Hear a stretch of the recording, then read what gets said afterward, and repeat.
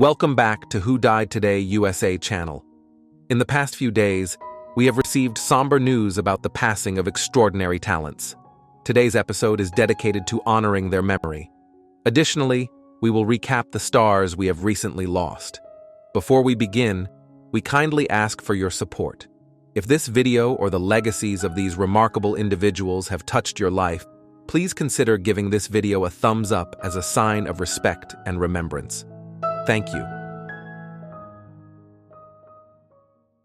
Then who's the giving for? Do you believe in something? Peter Yarrow was a legendary American singer-songwriter, born on May 31, 1938, in New York City. Raised in an upper-middle-class family that valued art and education, Yarrow discovered his passion for music while studying psychology at Cornell University.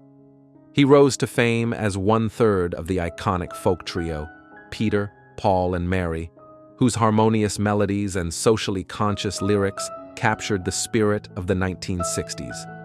Yarrow co-wrote timeless classics like Puff the Magic Dragon and brought Bob Dylan's works, including Blowin' in the Wind, to the mainstream, amplifying the folk music movement. The trio achieved extraordinary success, releasing multiple chart-topping albums and earning 5 Grammy Awards. Their performances became synonymous with social change, from advocating for civil rights at the 1963 March on Washington to opposing war and nuclear power. Despite their split in 1970, Yarrow continued to write and perform, reuniting with his bandmates for meaningful causes until Mary Travers' passing in 2009. Tragically, Yarrow passed away on January 7, 2025, at the age of 86 after battling bladder cancer for 4 years. His loss marks the end of an era, leaving behind a legacy of music that inspired activism and hope. Yarrow is survived by his 2 children, Christopher and Bethany, and his granddaughter Valentina, who carry forward his enduring spirit.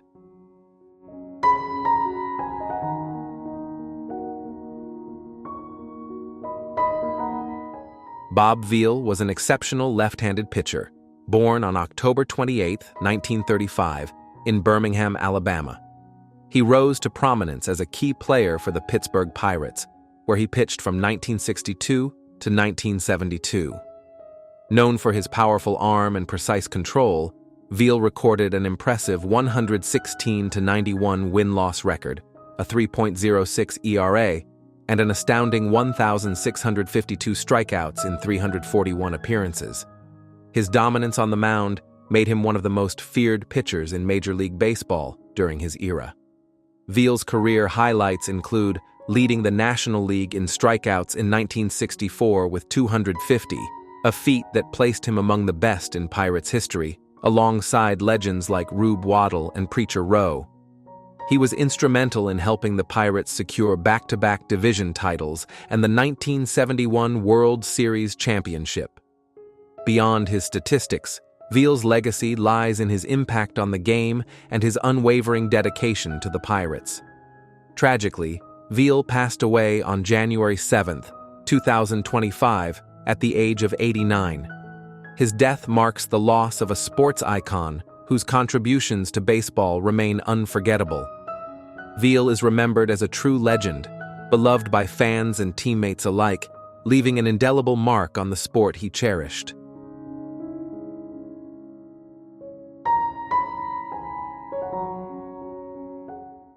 On va y réfléchir. Le problème est à dire que c'est gros de même, sans qu'on l'étende sur toute la famille. Et vous comprenez pas, il s'agit pas du tout de... Écoutez bien, là, vous avez juste à... Julien Poulin was a celebrated Quebec actor, born in 1946 in Montreal, Canada. He began his artistic journey in theater before making his film debut in 1973, starring in Two Brules, and Réjean Padovani. Poulin gained widespread fame for his iconic role as Bob Gratton, a garage mechanic with dreams of becoming an Elvis Presley look-alike in the cult classic Elvis Gratton series. Created in collaboration with director Pierre Falardeau, the character became a symbol of sharp social and political critique, reflecting the struggles and identity of Quebec society. Throughout his career, Poulin appeared in over 100 films, earning accolades for his roles in Minuit le Soir, for which he won a Gémeaux Award, and Camion, which garnered him a Jutra Award for Best Actor in 2013. Beyond his acting, Poulin was an advocate for Quebec independence, using his artistry to engage audiences in deeper conversations about society. Tragically, Poulin passed away on January 5, 2025, at the age of 78, in a hospital. While his family chose not to disclose the cause of his death, his passing marked the loss of a cultural giant whose work left an indelible mark on Quebec's artistic and political landscape.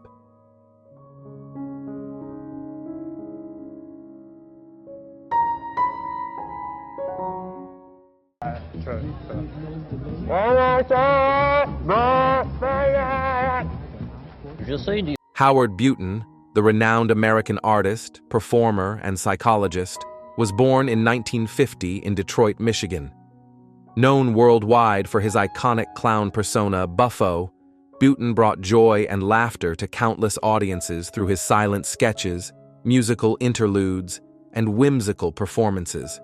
His career as Buffo spanned decades, with over 1,000 performances by the 1970s, earning him recognition as a master of his craft. Beyond the stage, Buttin was also a gifted author, celebrated for his acclaimed debut novel, When I Was 5, I Killed Myself, which became a bestseller. In 1986, he earned a doctorate in clinical psychology, dedicating his life to supporting autistic children through his work at the Adam Shelton Center in Saint-Denis, France. His literary works, including Through the Glass Wall, reflected his commitment to understanding and advocating for children with autism. Tragically, Buttin passed away peacefully in his sleep on January 3, 2025, in Ploumodierne, Brittany, after battling Alzheimer's disease. His passing marks the loss of a visionary artist and compassionate psychologist whose legacy transcends the boundaries of performance and therapy. Howard Buttin will be remembered not only for his artistry, but also for his profound impact on the lives of children and the world of literature.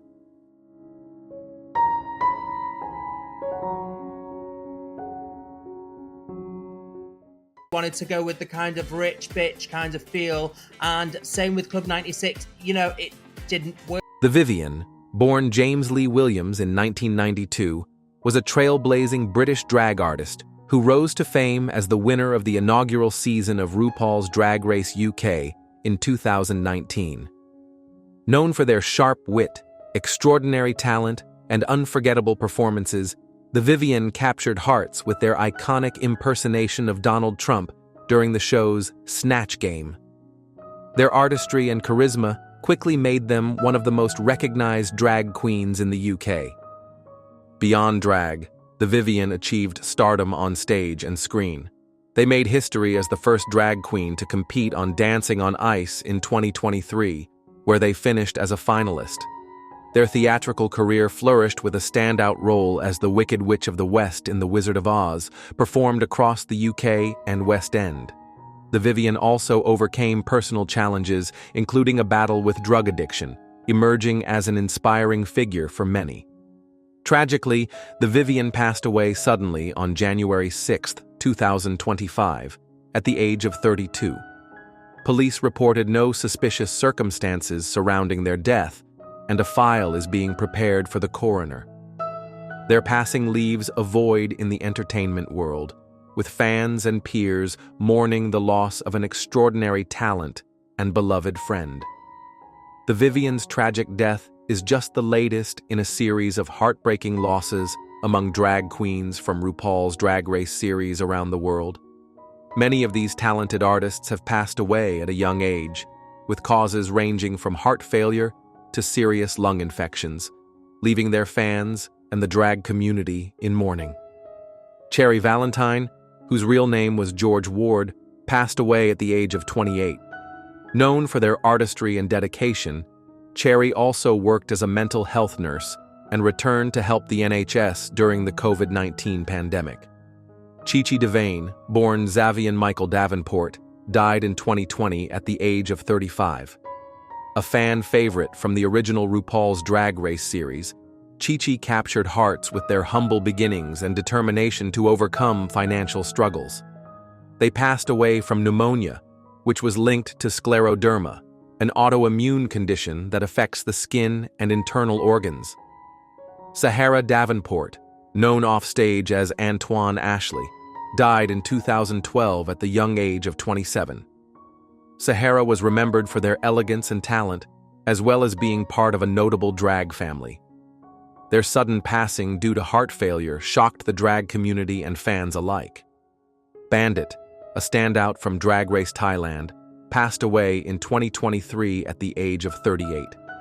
A talented performer, costume designer, and teacher, Bandit left an indelible mark on the drag scene. The cause of their death remains undetermined.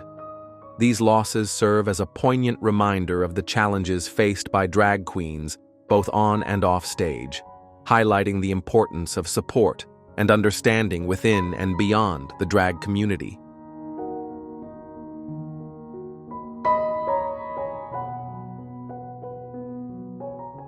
Gwen Van Dam was a remarkable character actress whose career spanned an incredible 70 years, showcasing her versatility and passion across film, television, and theater.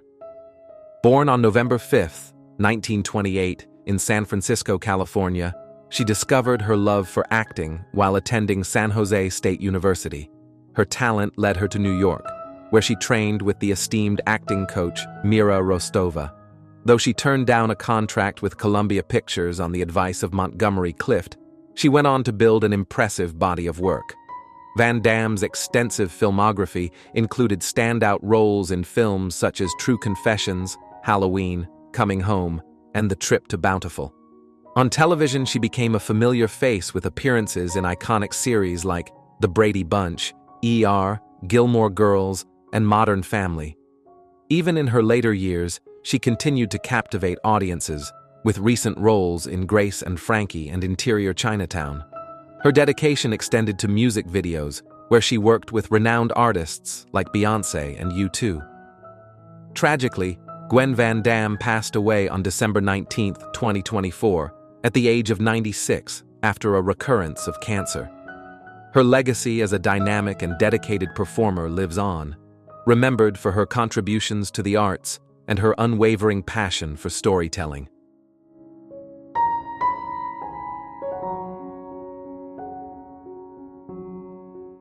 Cases where they've done so, they get letters from me saying, reminding them that this is an unauthorized. Tom Johnson, a celebrated minimalist composer and critic, passed away at the age of 85 on December 31, 2024, in Paris, France, following a stroke and long-term emphysema.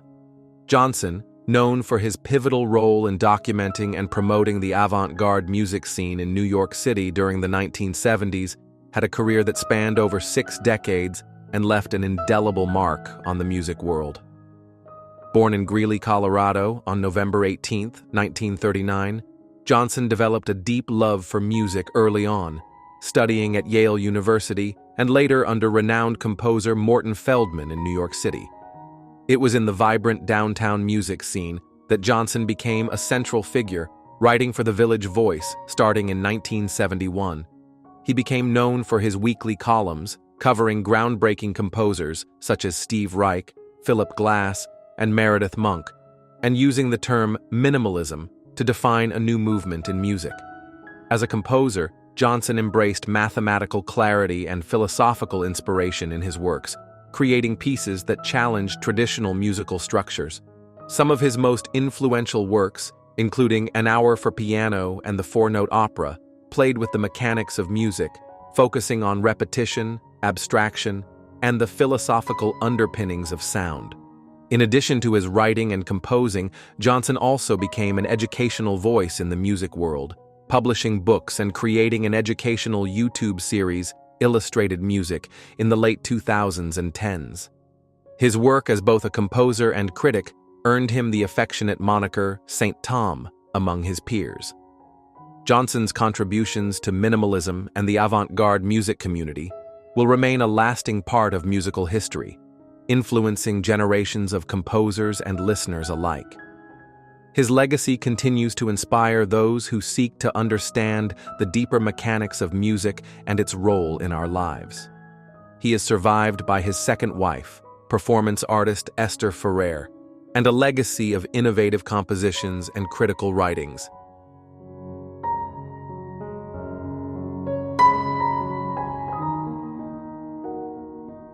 You think, I mean, you don't want to talk about it, or it's none of my business? Well, or? we don't as yet have a date. Leah Kungl, a talented singer and lawyer, was born in 1948 in Baltimore, Maryland, to a middle-class Jewish family.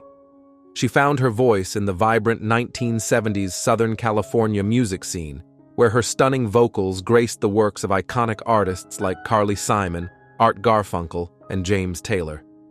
Kunkel's musical journey included touring with Garfunkel, performing on Saturday Night Live in 1978, and co-founding the pop-rock band, the Coyote Sisters. Her solo albums, including I Run With Trouble, 1979, left a lasting imprint on the music world, with her title track sampled by Lil Wayne decades later. Beyond her musical accomplishments, Kungl earned recognition as a compassionate lawyer. Graduating from Smith College and Western New England University School of Law, she dedicated herself to criminal defense and entertainment law in Northampton, Massachusetts. Known for her fierce advocacy, she went above and beyond for her clients, often helping them personally and professionally. Tragically, Kungl passed away on November 26, 2024, at the age of 76, at the hospice of the Fisher home in Amherst, following a battle with illness. Her death has left a void in both the legal and music communities. Remembered as a bright light by friends and colleagues, Leah Kungl's remarkable talent and generosity continue to inspire, leaving behind a legacy of kindness, creativity, and unyielding dedication to her craft and community.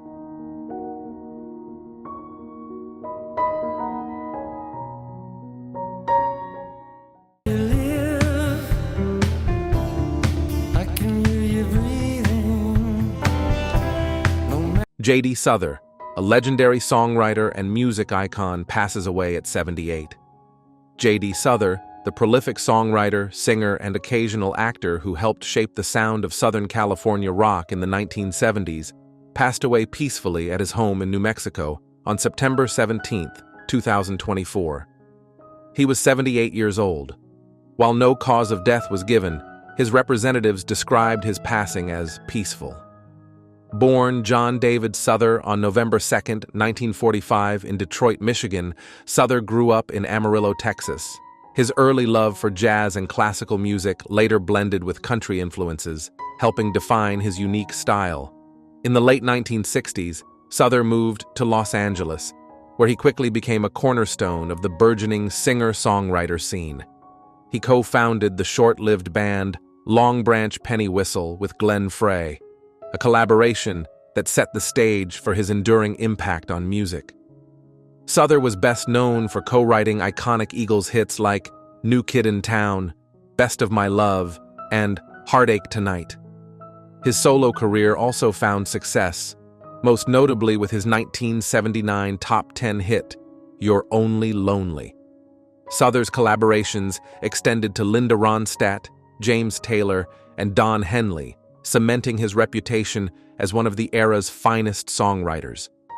Inducted into the Songwriters Hall of Fame in 2013, Souther's contributions remain timeless. Beyond music, Souther dabbled in acting, appearing in Nashville and 30-something. Despite his success, he valued privacy, preferring a quieter life on his farm to the limelight. Souther is survived by his two sisters and his former wife. His passing leaves a void in the music world, but his legacy lives on through the timeless songs that continue to resonate with generations.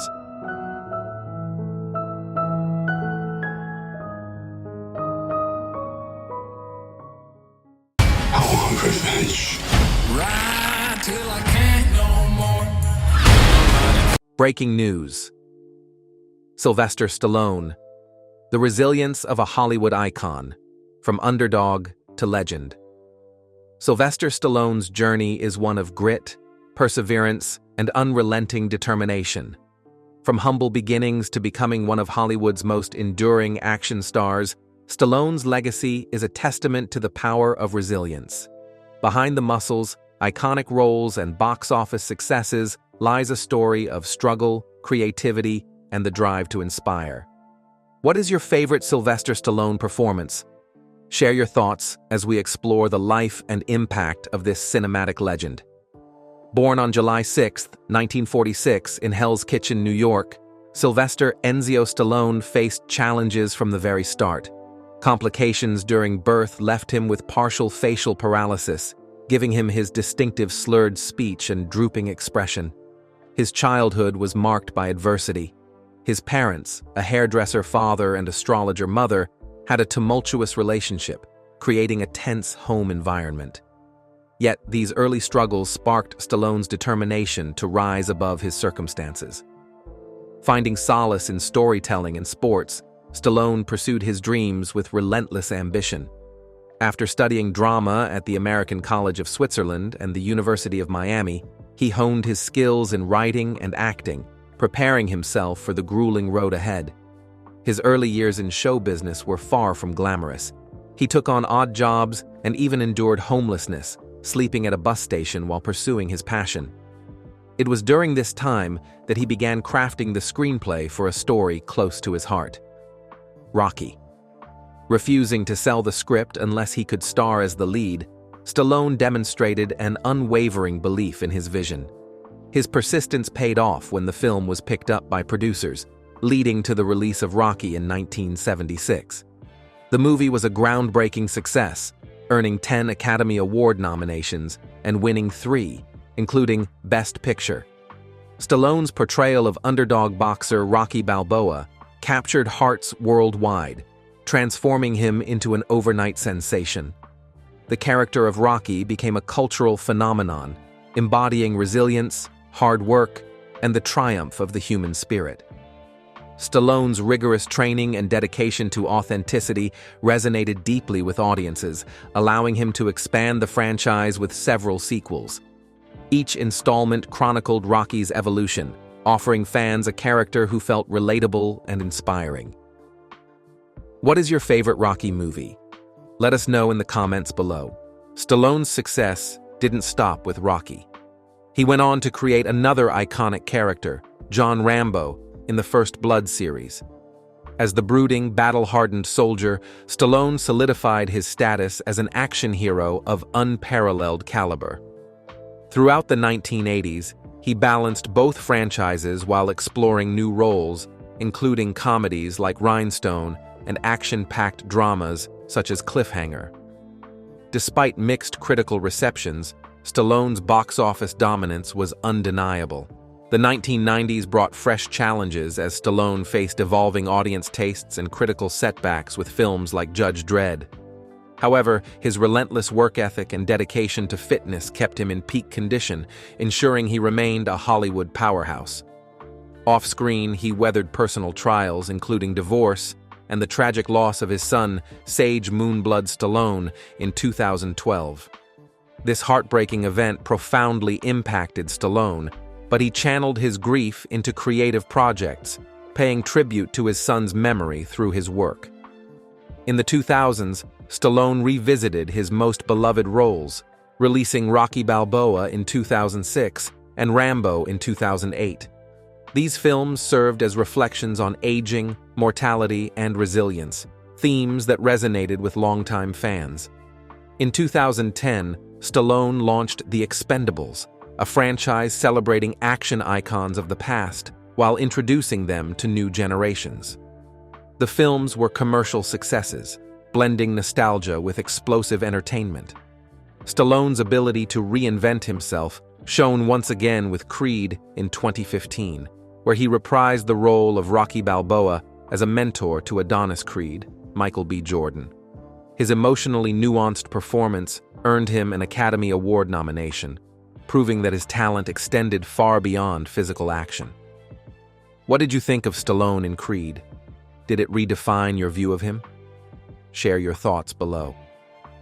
Beyond his film career, Stallone has embraced painting, a passion from his youth, and frequently speaks about the importance of discipline, health, and mental fortitude. His social media presence reveals a man who values humor, family, and gratitude, often sharing glimpses of his life with his wife, Jennifer Lavin, and their daughters. Today, Sylvester Stallone continues to inspire with his unwavering commitment to storytelling and his ability to adapt to an ever-changing industry. Whether through revisiting old roles or exploring new creative ventures, he remains a force in Hollywood. His journey from struggling actor to global icon demonstrates the power of persistence and self-belief. Sylvester Stallone's legacy is built on resilience, determination, and the will to overcome. From the gritty streets of Hell's Kitchen to the pinnacle of Hollywood success, his life story continues to inspire millions. What lessons have you drawn from Stallone's journey?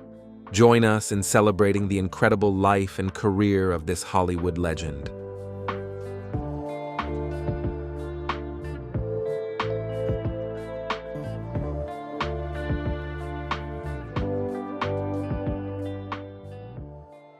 Michael Kelor, affectionately known as Michael the Butler, was a cherished figure who rose to prominence as the loyal and devoted butler to Southern Charm star Patricia Altschul. Born in Michigan, Kelor began his journey in the service industry during high school, later refining his craft through an apprenticeship at a gourmet restaurant in Ireland. His passion for hospitality led him to work for prominent families, including Eleanor Purviance Bostwick, before joining Altschul's Charleston household in 2004. For nearly 2 decades, Kelor was more than a butler. He was a confidant, a friend, and a beloved member of Altschul's family.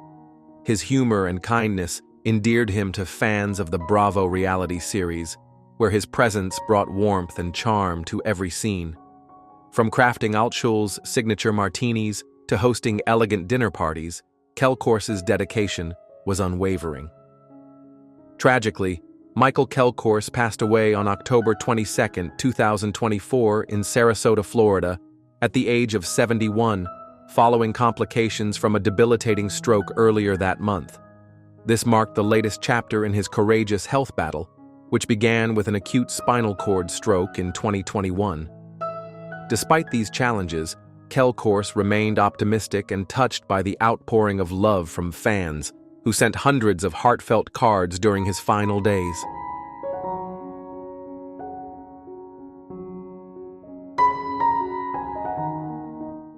Will Cullen Hart, a visionary musician and co-founder of the neo-psychedelic band, the Olivia Tremor Control, was born in Ruston, Louisiana, in 1971.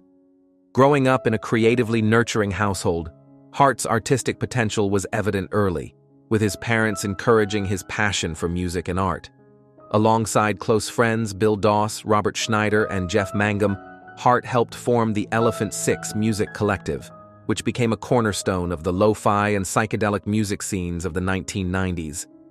The Olivia Tremor Control's 1996 debut album, Music from the Unrealized Film Script, Dusk at Cubist Castle, gained critical acclaim for its inventive fusion of acid pop, symphonic ambition, and experimental sounds. The band's 1999 follow-up, Black Foliage, Animation Music, showcased Hart's boundary-pushing artistry, influenced by his extensive use of LSD. However, by the early 2000s, Hart began experiencing symptoms of multiple sclerosis, MS, which was officially diagnosed in 2005. This illness deeply affected his ability to create music and strained relationships with collaborators. After a brief reunion with Doss in 2005, plans for a third Olivia Tremor Control album were disrupted by Doss's sudden death in 2012. Hart, devastated, struggled to complete the project. Despite these challenges, he remained proud of his artistic achievements and his role in shaping the Elephant Six Collective's enduring legacy. Tragically, Will Cullen Hart passed away on November 29, 2024, at the age of 53, following complications from MS. His passing marks the loss of a groundbreaking artist whose work continues to inspire and define the psychedelic music genre.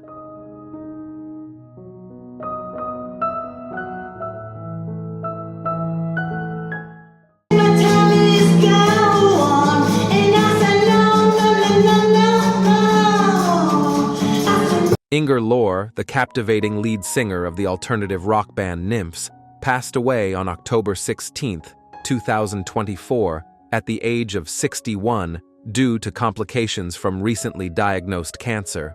Her death was confirmed by her record label, Kitten Robot Records, in a heartfelt statement honoring her legacy.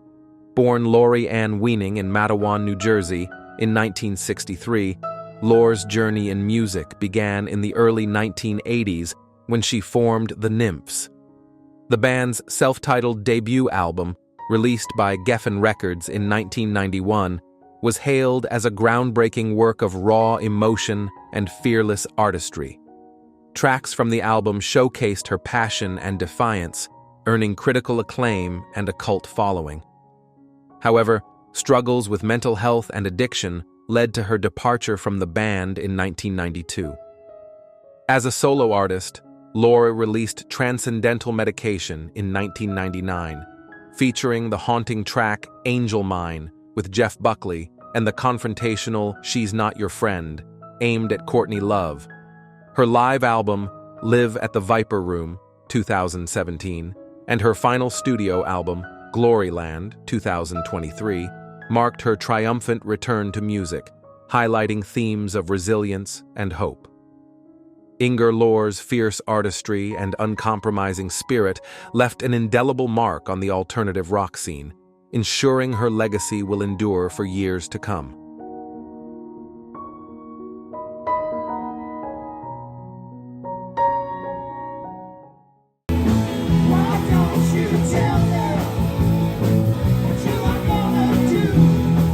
Andy Paly, the renowned songwriter best known for his contributions to SpongeBob SquarePants, passed away on November 20, 2024, at the age of 72 after a brief battle with cancer. His passing was confirmed by his band, Tom Kenny and the High Seas, and Nickelodeon, who celebrated his profound impact on music and animation. Paly began his career in the 1970s as part of the Paly Brothers, collaborating with his sibling Jonathan.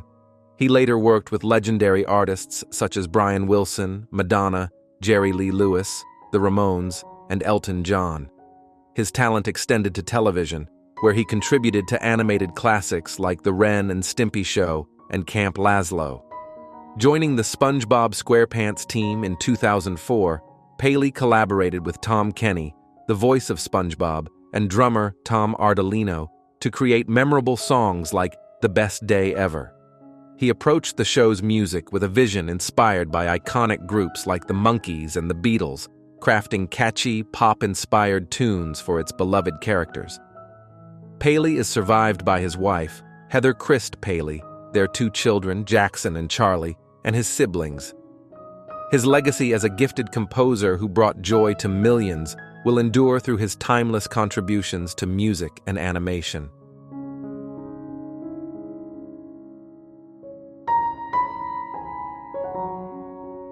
George Wilkins was a renowned composer and arranger who made significant contributions to the music of Disney theme park attractions. He is best known for his work on iconic rides and shows, including Journey into Imagination, Space Mountain, Sunny Eclipse in Cosmic Rays Starlight Cafe, and The Country Bears.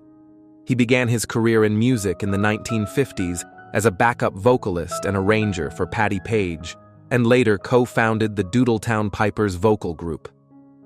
Wilkins' major accomplishments at Disney began when he joined Walt Disney Productions in 1979.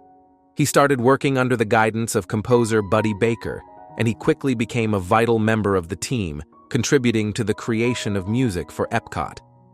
He arranged the music for rides such as Kitchen Cabaret, World of Motion, and The Living Seas, and composed iconic tracks like It's Fun to Be Free and the famous Star Tunnel song for Space Mountain. Despite the challenges of working in the highly creative and demanding field of theme park music, Wilkins continued to deliver memorable compositions that would become central to the atmosphere of many beloved Disney attractions. His work contributed to Disney's reputation for high-quality, immersive experiences. After his retirement in 2008, Wilkins left a lasting legacy in Disney music. He passed away on November 9, 2024, at the age of 90. His music continues to be a beloved part of Disney history, and his contributions will be remembered by both Disney fans and those who worked with him over the years.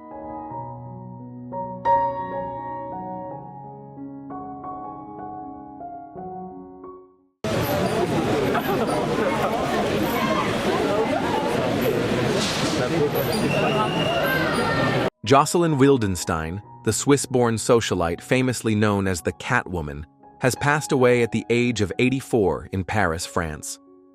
Wildenstein died peacefully in her sleep on October 16, 2024, from a pulmonary embolism. Her death was confirmed by her partner, designer Lloyd Klein, who expressed deep sorrow over her passing. Born in Switzerland in 1940, Wildenstein became internationally recognized for her extensive cosmetic surgeries, reportedly inspired by her desire to resemble a cat. Her transformation began during her marriage to French-American billionaire Alec Wildenstein in the 1970s. Joselyn claimed that her surgeries were meant to please her husband, who had a fondness for cats. However, Alec denied this and maintained that he had discouraged her surgeries. The couple's tumultuous marriage culminated in a high-profile divorce in 1999. The settlement made headlines worldwide, with Joselyn receiving $2.5 billion and an annual allowance of $100 million for 13 years, under the condition that she would not use the money for further surgeries. Despite her immense wealth, Joselyn declared bankruptcy in 2018, citing financial mismanagement and the cessation of her alimony payments in 2015. She admitted to owning properties worth over $16 million, but faced debts exceeding $6 million. Wildenstein maintained a glamorous public image until her final days, frequently attending high-profile fashion events and amassing over 1 million Instagram followers. Her life, marked by wealth, controversy, and personal transformation, left an indelible mark on popular culture. Her passing signifies the end of an era for a figure who was as admired as she was polarizing.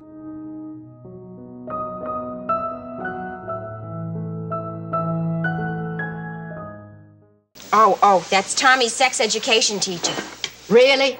Ask him if he's taking on any new students.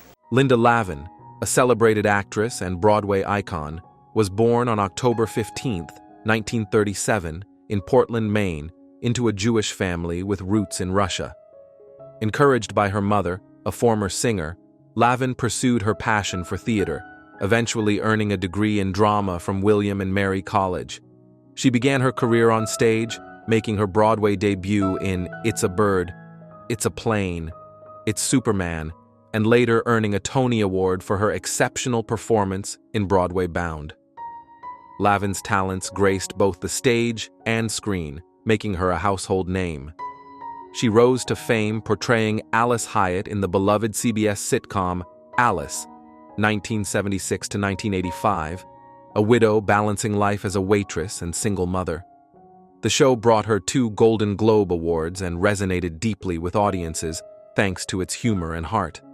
Throughout her career, Lavin showcased her versatility, appearing in notable roles on Broadway, such as in The Diary of Anne Frank and the Lions, and in films like The Muppets Take Manhattan and Being the Ricardos. She also charmed audiences with her cabaret performances. Tragically, Lavin passed away on December 29, 2024, at the age of 87 due to complications from recently diagnosed lung cancer. Her loss leaves a void in the world of entertainment, but her legacy of talent, humor, and resilience continues to inspire. Lavin is survived by her husband, Steve Bakunas.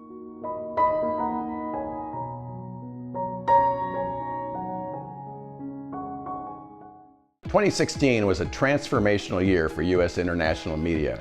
Together, our networks, Voice of America, John Lansing, the former CEO of NPR and a respected figure in the broadcasting industry, passed away on August 14, 2024, at his lakeside home in Wisconsin.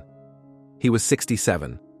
While the cause of his death has not been disclosed, Lansing's legacy as a transformative leader remains undeniable. Lansing began his career in journalism at 17, working as a studio technician and camera operator in Kentucky.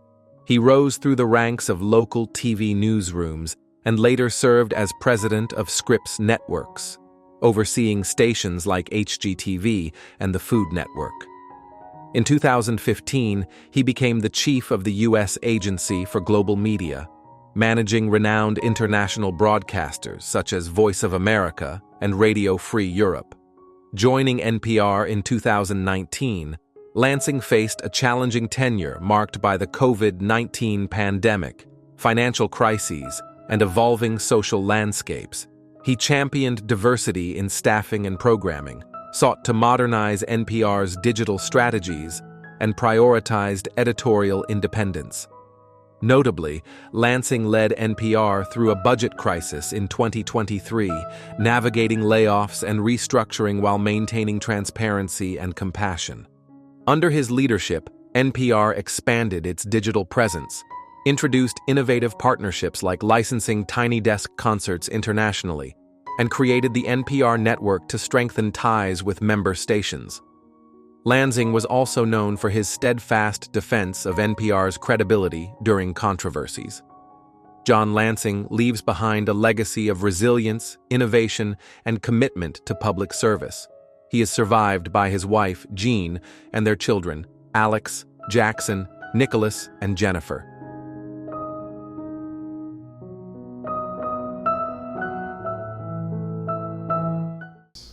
And no regrets.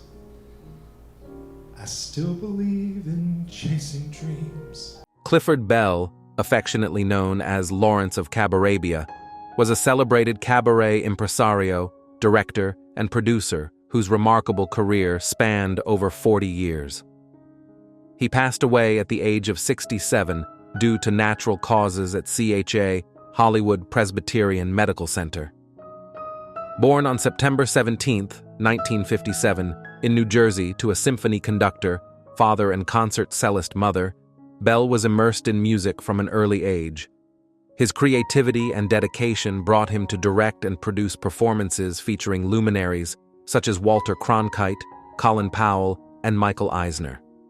He also toured with Katie Segal and collaborated with Tony-nominated actress Laura Teeter to create Direct from Broadway, starring Tony winners Debbie Gravit and Michael Maguire.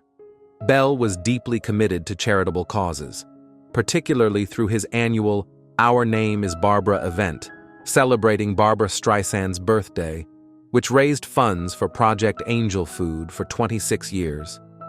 Additionally, he co-founded Broadway for Autism, bringing awareness and support to autism organizations. His influence extended to producing albums for singers like Betsy Ann Fiala and directing one-person shows, including those of Joan Hotchkiss and Beth Lapides. A true visionary in cabaret and live entertainment, Bell's legacy includes fostering emerging talent and enriching the performing arts community. He is survived by his brother, Brian Bell, and stepfather, Andrew.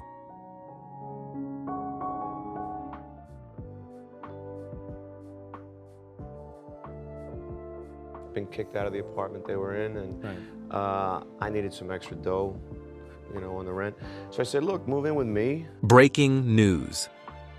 Bruce Willis's family has always been a central pillar in his life, offering unwavering support during both his meteoric rise to fame and his recent health challenges.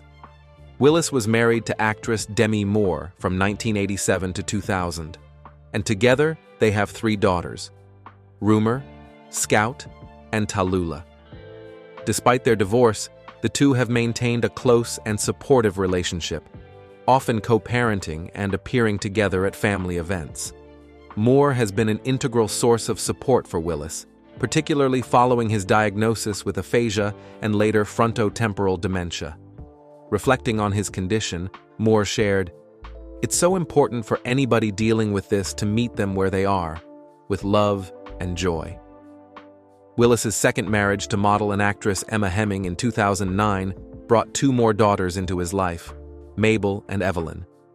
Hemming has stood by Willis's side as his health has declined, describing her role as both a caregiver and advocate.